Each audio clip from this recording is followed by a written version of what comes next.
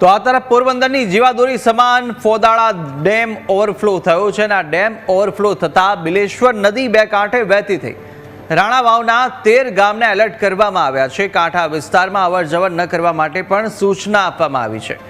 તો આ સાથે જ આ તરફ હનુમાનગઢ અને બિલેશ્વર ગાંડિયાવાડા નેશ અને સાજણાવાળા નેશ તો સાથે કાઢિયા નેશ અને જારેડ નેશ આશિયાપટ રણ ખીરસર રાણા કંડોરણા અને ખીજદળ ઢોણાયા અને સાથે જ જાંબુ તો રાણા વડોદરા ગામને પણ અત્યારે એલર્ટ કરવામાં આવ્યા છે। બંને ડેમ ભરાતા પોરબંદરના લોકોની પાણીની ચિંતા હાલ તો દૂર થઈ છે।